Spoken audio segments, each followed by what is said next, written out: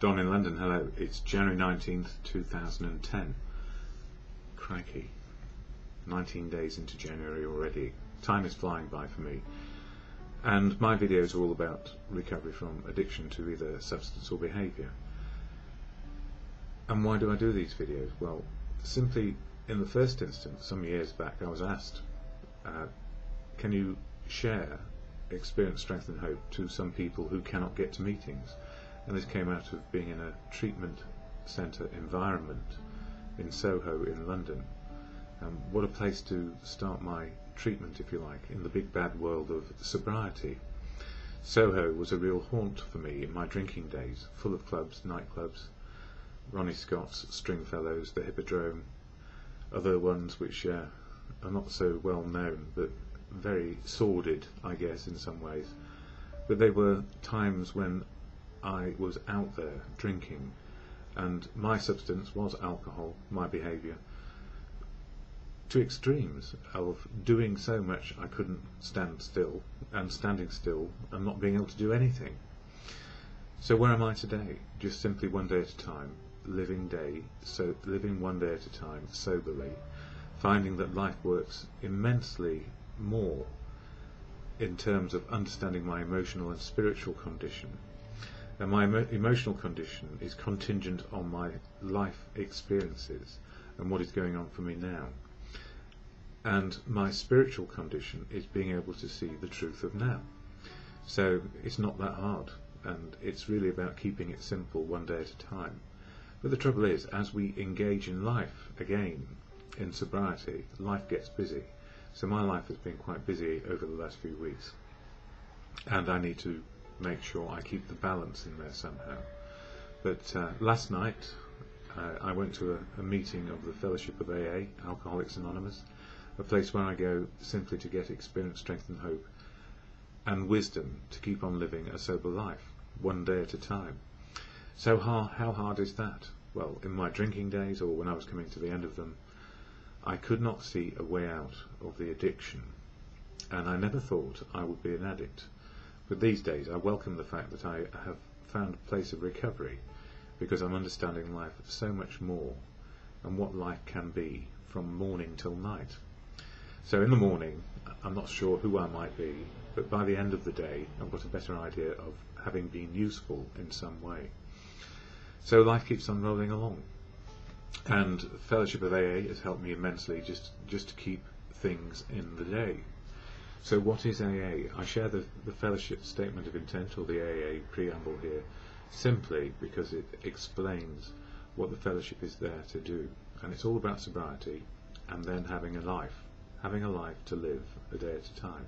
So here's the Statement of Intent. Alcoholics Anonymous is a fellowship of men and women who share their experience, strength and hope with each other, that they may solve their common problem and help others to recover from alcoholism.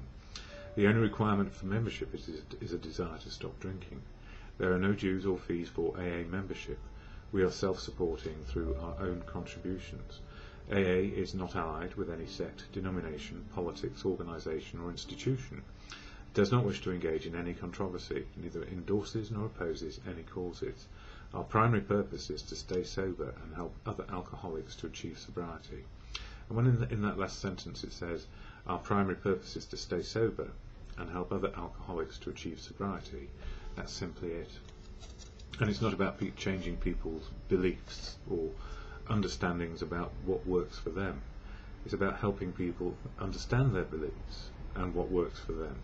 So for me, fellowship is about uniqueness and authenticity of humans being human.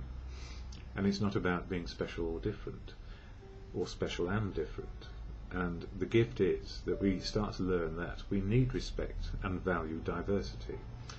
So whether we're somebody who ended up in the gutter like me, or somebody who runs an enterprise the size of, I don't know what, the United Kingdom, it doesn't matter. We're all in the same boat, learning to live soberly one day at a time.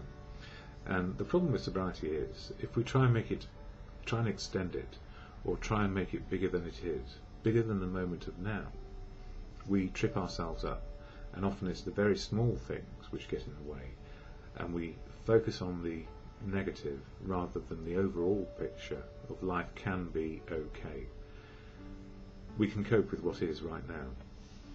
And I share literature here from the Daily Reflections, which is this book, and it covers the 12 steps of action for the individual to change attitude and behaviour to daily life. And for today, January 19th, it says round-the-clock faith. And faith is a very personal thing. It's either faith in life, faith in human nature, faith in a power greater than ourselves, or faith that we can get some help and hope from other people. So here it goes. Round-the-clock faith. Faith has to work 24 hours a day, in and through us, or we perish. And we all know what it's like in those last drinking days. The essence of my spirituality, which is for me living in the moment of now, and my sobriety, rests on a round-the-clock faith in a higher power. I need to remember and rely on the God of my understanding, that is our own personal understanding of a higher power, as I pursue all my daily activities. How comforting for me is the concept that God works in and through people. So in other words, we can get the wisdom from other people. As I pause in my day, do I recall specific, concrete examples of God's presence? Am I amazed and uplifted by the number of times this power is evident? I am overwhelmed with gratitude for my God's presence in my life of recovery. Without this omnipotent force in my every activity, I would again fall into the depths of my disease and death. And as we know, the problem with the disease is it doesn't kill us straight away, but it kills our emotional abilities. It either suppresses our feelings or exaggerates them to extremes. So we go to highs and lows, a bit like bipolar.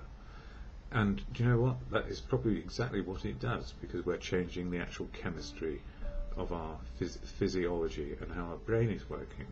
So alcohol is a poison, and it changes our mood. It makes us feel differently.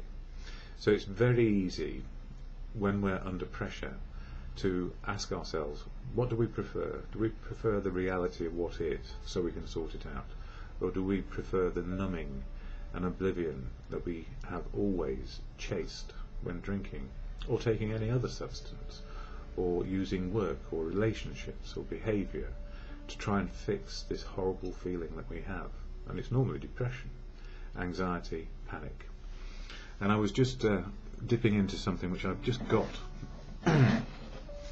It's an enormous book. It's called the Life Recovery Bible, and I have never really read the Bible, so this is a bit of a new one for me. But it incorporates the 12 steps of the program, and it talks about step 1.